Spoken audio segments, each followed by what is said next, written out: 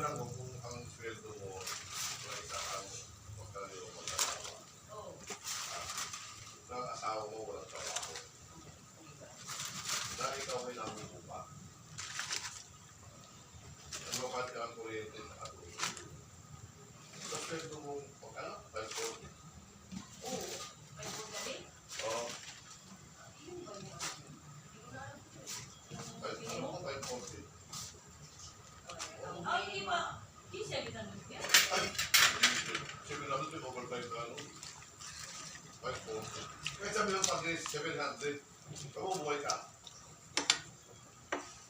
Tapos kaya nung makanak, sabihin mo na, stop down.